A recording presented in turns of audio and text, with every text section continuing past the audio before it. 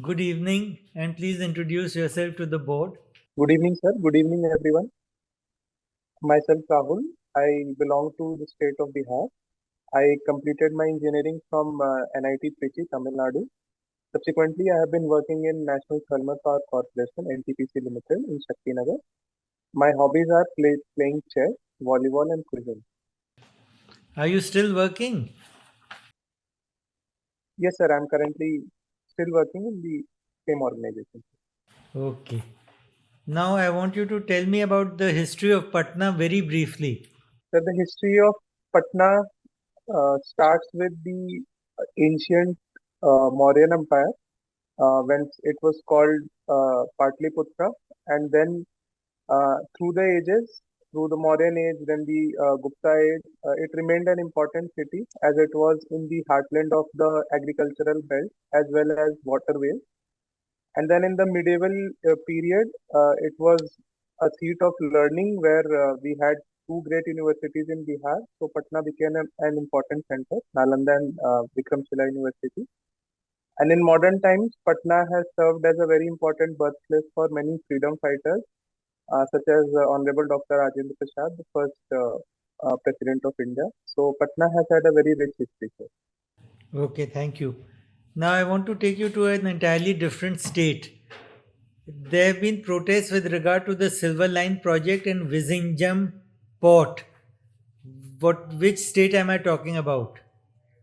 Silver Line project and Vizhinjam port. Have you heard of anything? Yes, sir.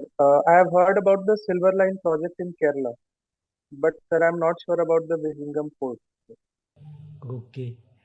So tell us something about the controversy with regard to the Silver Line project. What are the outlines of that project and what is the controversy? Yes, sir. Silver Line project is basically a railway or a network connectivity connecting the northern part of Kerala till the extreme end. Like it runs across the length of Kerala state. The issues that has created controversy are basically two. One is the need of the project in terms of its financial requirements. The people say that the amount of investment required does not justify the need of that project. And second is the fragile Western Ghat and the eco-sensitive components that would be disturbed by this project. Good. Now tell me what was amazing about the Thomas Cup in badminton, the last Thomas Cup. Who won it and who were the architects of that win? I'm sorry, sir, I do not know about it. You don't follow badminton at all. It was something unique. India won it. India won it after years and years, 51 years or something. Okay. So what is the S? So it's okay. What is the full form of SCO? Have you heard of SCO? Okay, tell me what is the full form? Sir, it refers to search engine optimization. No, not SEO. SCO. SCO. No, that's fine. It's an organization. Yes. What is the full form? Sir, I'm not very sure. It's Shanghai Corporation. Uh, I'm not sure about the three words, sir. Shanghai Corporation Organization. That's right, actually. When did India join it? Which year? Acha, what are the aims? Doesn't matter. What are the aims of this organization? Sir, the broader aims of the organization are bringing the Eurasian nations to a common platform wherein there would be discussions on anti-terrorism, the regional anti-terrorism, the RATS platform, as well as economic and security initiatives, sir. These are the broad objectives of the SCO organization. Good. Now tell me about Digi Yatra. What is Digi Yatra? Have you heard of Digi Yatra? What is it? And where has it been introduced? DigiYatra is an initiative where the check-ins in the airport would be based on a face or a biometric authentication, which would bypass the needs of a manual check-in at every stage. It would facilitate faster check-ins at the airport based on automated system. And where has it been introduced? Uh, Sir, I'm not sure about that question. Okay. And the last question is, tell me something about digital currency. Yes, sir. Sir, does this question refer particularly to e-rupee or digital currency in general, sir? No, e-rupee. E-rupee. E-rupee general or in general, digital currency is launched by NPCI, which is a per person specific as well as purpose specific, wherein digital vouchers are created and sent to the uh, individual's account, which is KYC verified. And using that code or the token currency, he can transact at the given purpose of choice, such as buying. If he can buy, if he use it at the grain shop to buy his PDS and such things. So it is basically virtual money transferred to the account, which can be used at the choice of the consumer. Thank you. To ask you something about foreign policy. You have given your second choice as foreign service. So India's foreign policy in the last 75 years. How do you think just the main points about its evolution in the last 75 years, and whether there has been some continuity in change or there has been radical shift in our policies? And right now, what do you think what we are doing or how we are practicing our policy? How do you feel that it is? What is its? Is it good? Is it not good for India? Yes, ma'am. I would like to answer that question by beginning with our post-independence. Just after independence, we begin with a foreign policy based on the non-aligned principle, wherein we maintain principal distance from both the Russian bloc, the Soviet bloc, as well as the United States-led bloc. In the 70s and the 80s, our because of the food security and the national security situation, we gained a closeness or proximity to Soviet states for our national security and to American states for our food security. However, recently we have been because of the retreat of multilateralism and the growth of Asian powers, we have been witnessing India practicing an independent foreign policy, which is practically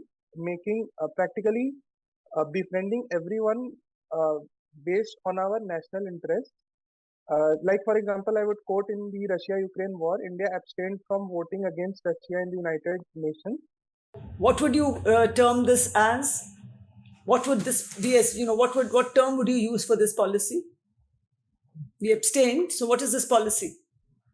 Why? What did we say? Why have we done it?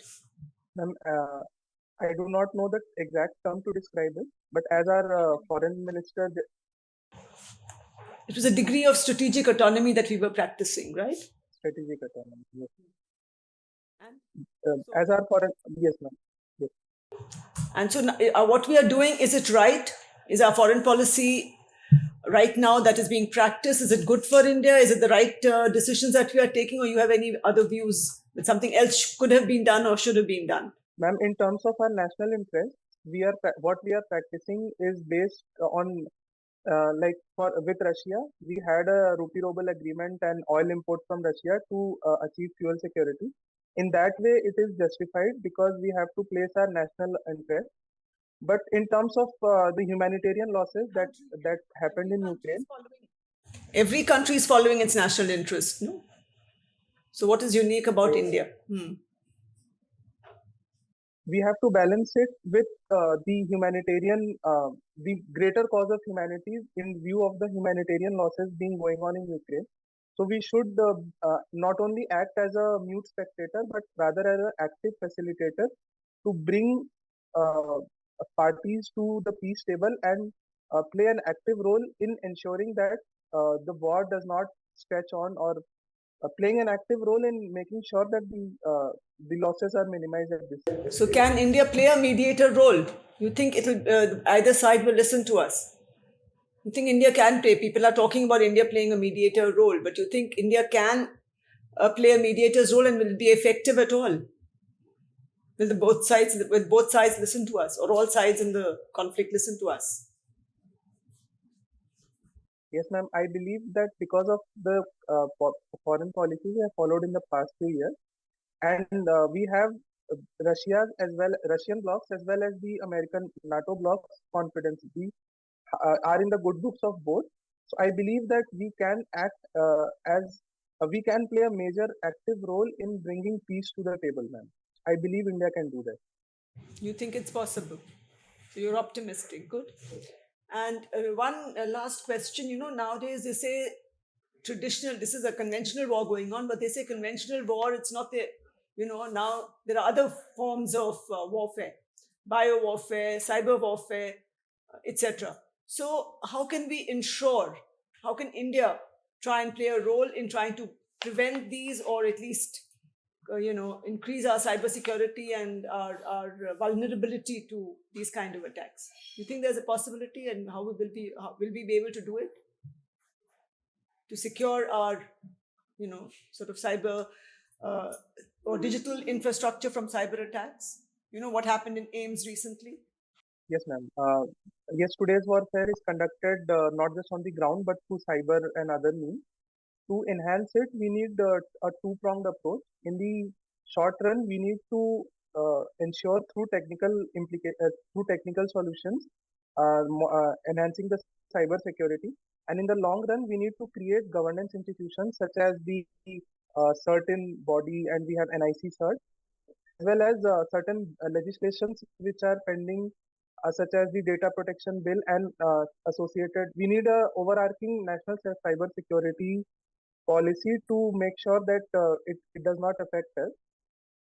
Apart from that, using international organizations, India's presence in the international organizations such as G20 and United Nations to effectively place our concerns. Thank you. Rahul, I see you left your job in 2016 and 2020 you were recommended for appointment in engineering services. Is it correct? But you did not join. Why?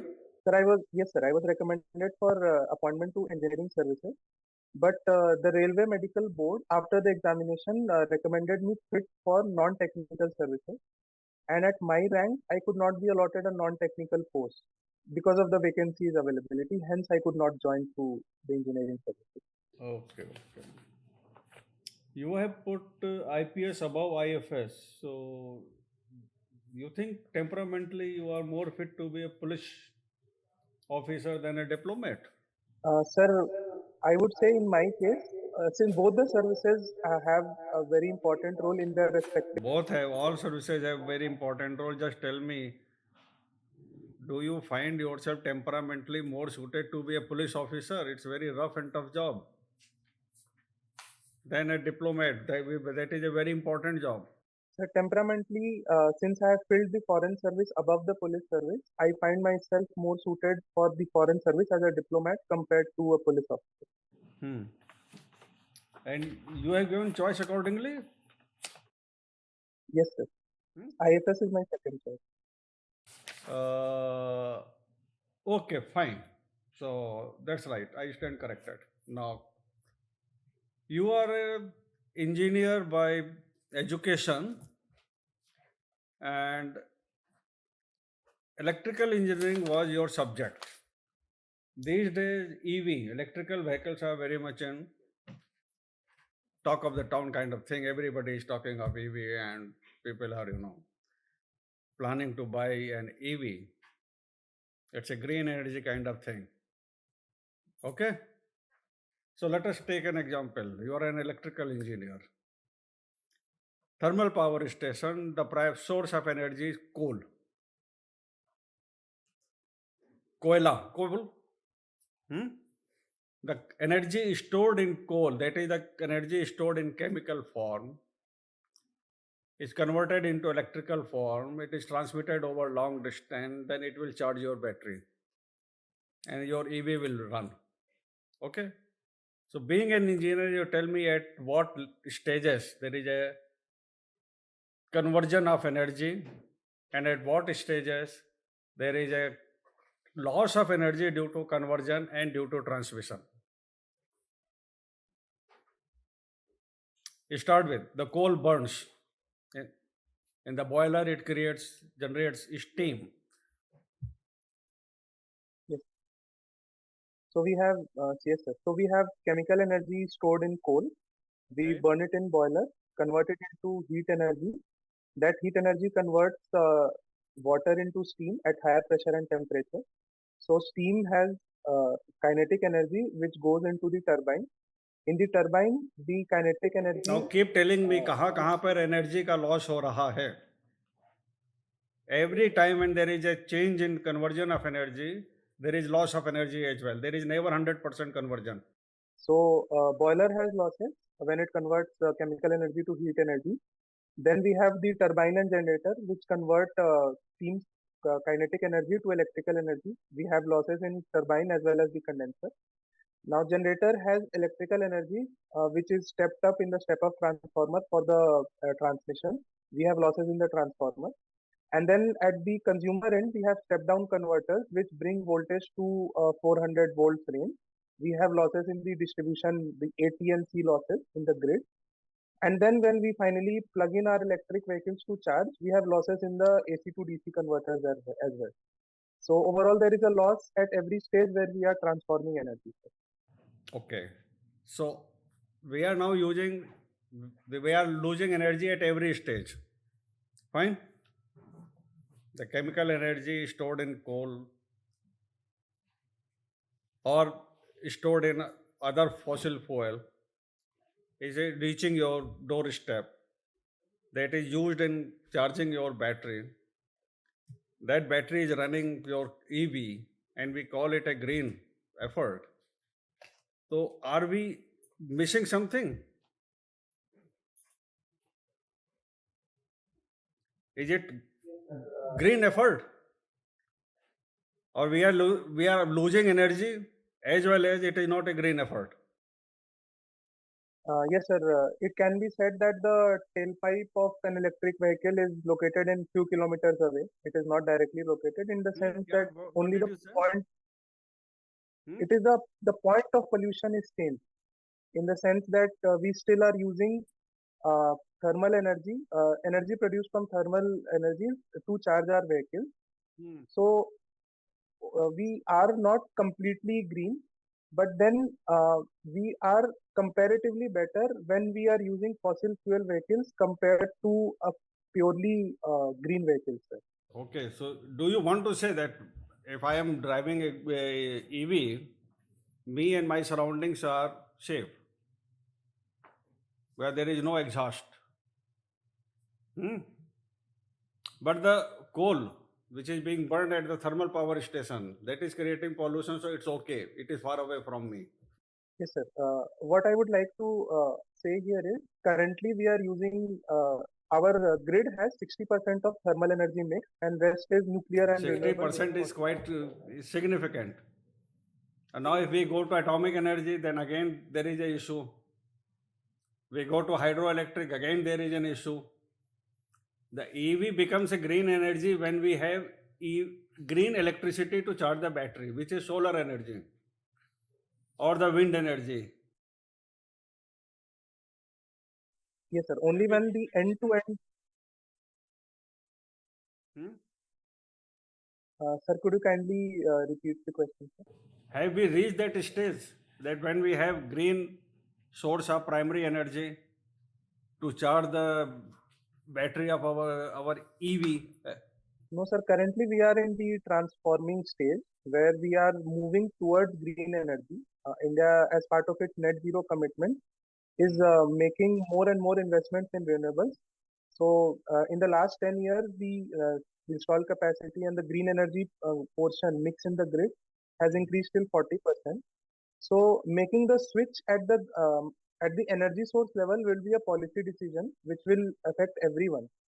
But making people buy electric vehicles will be more of a personal choice, facilitated by the government in terms of the subsidies given under the FAME program and the PLI scheme. Subsidy, So new business. Is it a gimmick by the business tycoons? sir, I believe that it is a correct step towards a net zero future, sir. Okay. I am giving you a hypothetical situation. You are a chemical engineer. You are an engineer. coal energy, that is chemical energy stored in coal. Coal is again a sort of fossil fuel, is converted to move the turbine. Steam is generated, steam is used to move the turbine. In internal combustion engine, the fuel burns to move the what? Engine, which will. So at both stages, just one step. There is only one step involved.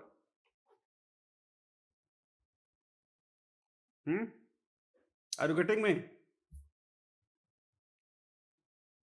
So why not make this step more efficient than adopting that complicated route?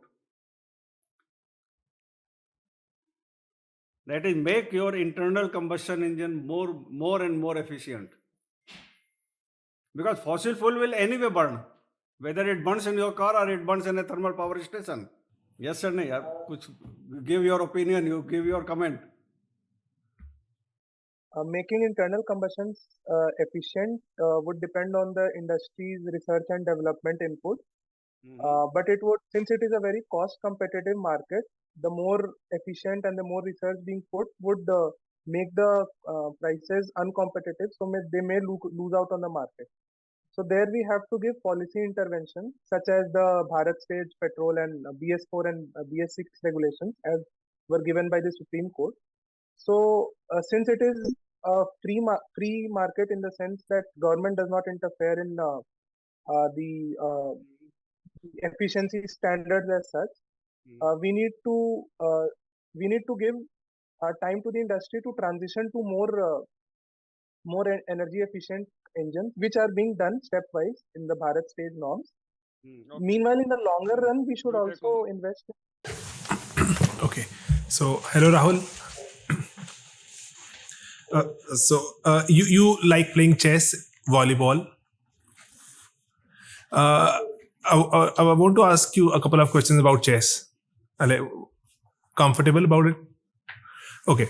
So, what are the various life expectancies of various chess pieces that we see? What in your opinion gets consumed first or dies first? Life expectancies of various chess pieces. So the minor pieces, pawns are the ones which are generally used to create an initial opening and attack. So they are the ones which have the least life expectancy. Okay. All the pawns are staring at equal life expectancies, or some are more vulnerable, some are less vulnerable. Yes, sir. Sir, the center pawns, the D and E file pawns, since they are used to capture the center in the opening, they are more vulnerable to being captured. So they have the least life expectancy. But the corner rank, the G, H, and the A, B file pawns, they are generally used for defense and not in active use of playing the initial stage. Okay. What in your opinion? If we have to compare a queen and a G and H pawn, what do you think? Who do you think will have more life expectancy? A queen or a G and H pawn? Compared to both, since the queen is very active, the G and H pawn are rarely used. If kingside castle is there, we do not move that pawn. So those pawns will have greater life expectancy compared to the queen. Yeah, there has been a study, and it's a study of 500,000 users. So it says G and H pawn, they live the longest, slightly less than the king, of course, but yes, they live the longest, and the D pawns they have the shortest lifespan. Okay, and about volleyball, are headshots still practiced, or are they still allowed headshots? Headshot, okay, the ones which you come off the head. Right. Sir, I'm not sure about the latest rules, sir. I'm sorry about this thing. What are the various types of serves that we see in volleyball? Sir, we have the basic, on the broad scale, we have the underarm and the overarm serve. And then we have the volley and jump serve. We have the side swing curve. Okay, great. And is volleyball part of Olympics? Yes, sir. And what about chess? No, sir, chess is not currently included in the Olympics, sir. What could be the reason? Yes, sir. There has been a proposal to include chess before the International Olympics Committee, but because of the certain definitions regarding sports and uh, outdoor sports, and because of those aspects, it has not been given the status of an Olympic sport. So chess is considered to means chess has its own Olympiad. Okay. But seeing the recent popularity, there has been various applications to include chess in the Olympics. One last question: 50 hertz or 60 hertz? If you were to design India's policy on electrical gadgets and products, what would you prefer? And let's say you had the power to change the entire infrastructure or to keep it the same. Would you prefer 50 hertz or would you change it to 60 hertz? Yes, sir. Given a choice, I would keep it to 50 hertz because changing it would incur a lot of costs at all ends.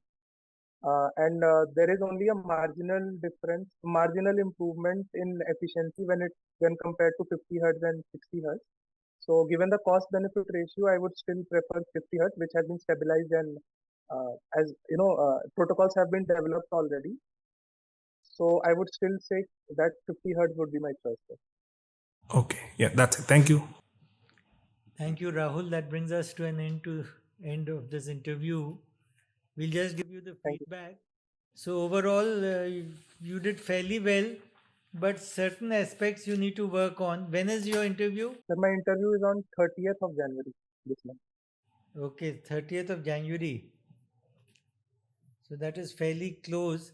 What I'd like you to do is to be more up to date on current affairs. For instance, you knew nothing about Thomas Cup. It has been won by India after 73 years. It's such a big victory. And Vizinjam, you didn't know. So these are things which are coming in the papers every day.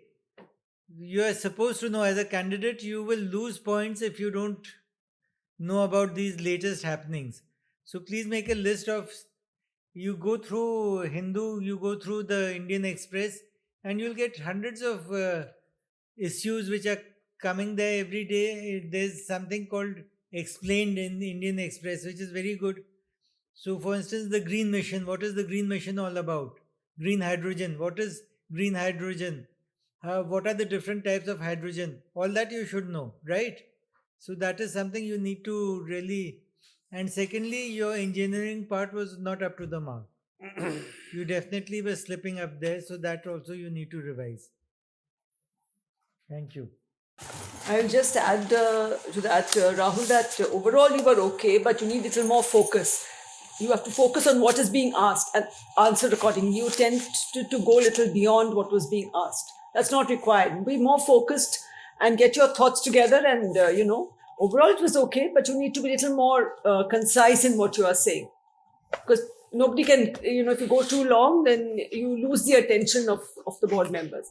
So you need to be very focused and articulate your thoughts. Make these, work on this now. You've got little time. Just work on all the various issues, current affairs, other things. Just put your thoughts together and on each issue write down a few points that when you have to, a question is asked, you need to think, then you can quickly put those into focus and answer correctly and to the point.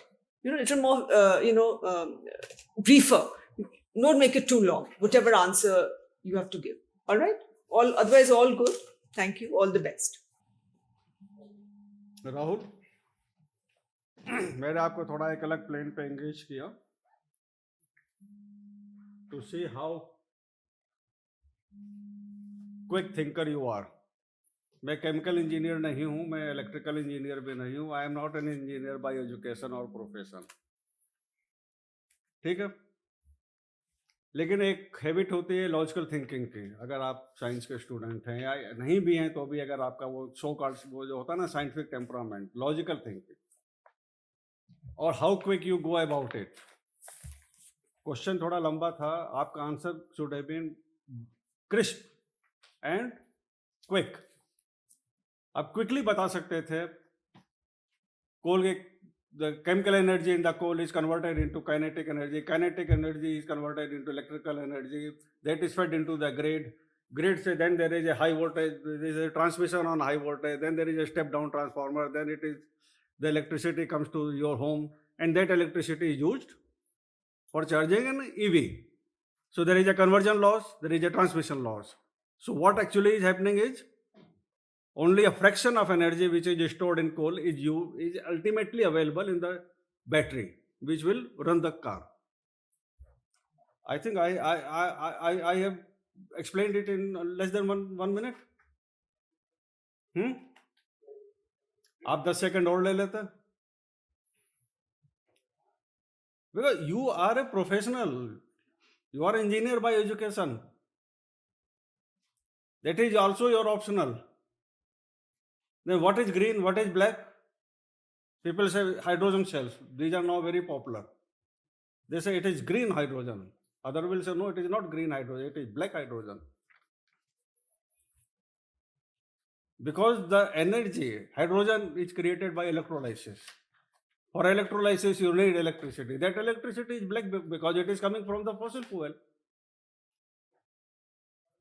So how come this hydrogen is green hydrogen? It is black hydrogen. Oh, you need to be alive. वो catch phrases जो चलते हैं, अगर आप भी उसी पे चल रहे हो तो डिजर्निंग टाइप का जो मेंबर होगा ना, वो बहुत खुश नहीं होगा, because you are a professional, you are not a student of humanity. Student of humanity कहता है ग्रीन हाइड्रोजन इट्स ओके, चलिए, not much is expected from him.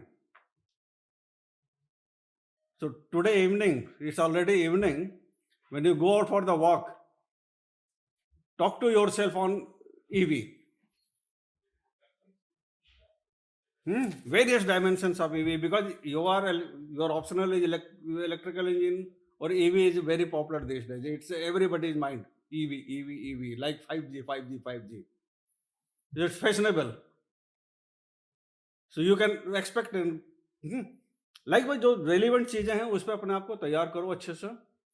Everything which is here, the question which can emanate from here, अच्छे से तैयार करो. You are okay. I am not saying you are not okay. You are okay. You have to shape up yourself more. All right? Okay. ठीक है राहुल, बस जो last के days हैं तो करंट अफेयर्स तो बहुत ही बढ़िया तरह से प्रिपेयर करने तो वो जो भी जैसे पढ़ते आए हो अभी तक, जो मेंस के लिए कोई मैगजीन, कोई न्यूज़पेपर, वो तो डेफिनेटली करना है. और एग्ज़ाम के पहले के दिन तो न्यूज़पेपर एब्सोल्युटली इनसाइड आउट पता होना चाहिए. उस दिन की कोई न्यूज़ है तो वो पता होनी चाहिए, जैसे RRR को कुछ अगर अवार्ड मिल गया एक्सेट्रा तो पता होना चाहिए इनसाइड आउट. ठीक है, तो ये एक इम्पॉर्टेंट चीज़ होती है. तो और बाकी 30 जनवरी इतना दूर भी नहीं, नज़दीक भी नहीं है, तो आई गेस इलेक्ट्रिकल इंजीनियरिंग में फोकस करना ही पड़ेगा. They will ask you a lot of questions. Chess बहुत ज़्यादा न्यूज़ में रहती है अभी, तो रिसेंटली एक्टिविटी मैनी फोल्ड हो गई है दुनिया भर में. A lot of players recently, अभी chess.com has said 100 million users आ गए हैं उसके पास. तो जो वाइड स्प्रेड हो चुका है चेस, तो इसीलिए चेस इलेक्ट्रिकल इंजीनियरिंग पर तो सवाल बनेंगे बहुत सारे. और बाकी करंट अफेयर्स ठीक. और बाकी अदरवाइज है, बिहार पर अभी क्वेश्चन बहुत सारे नहीं पूछे गए, तो वो भी कर सकते हैं कि वही जैसे सबको मैं रिकमेंड कर रहा हूँ कि जो get in touch with the team, they have a question prepared a question on contemporary issues of Bihar. तो वो क्वेश्चन भी एक बार just have a quick glance, maybe ना, just a quick look over it, तो काफ़ी helpful हो सकता है. कि ना कम से कम ना अगर थोड़ा उसमें जो नॉलेज में रहता है, अगर ये क्वेश्चन पूछा जा सकता है, कुछ ना कुछ एक आंसर बन जाएगा. ठीक है, तो बस वही. ठीक है, बाकी जो पढ़ते आए हो थोड़ा सा लेवल और बढ़ाना है, और जो मेहनत और कर सकते हैं, अभी हैं 20 दिन. ठीक है, ऑलराइट, ठीक है, thank you so much. And one question, don't look so worried, one suggestion. You're looking very worried. The more worried you look, the more nervous you will get. So relax and, give your answers accordingly. All right? And any questions you have? You have any questions? No, ma'am. All doubt. I got clarity on a lot of things. All the very best. Okay, all the best. Thank you.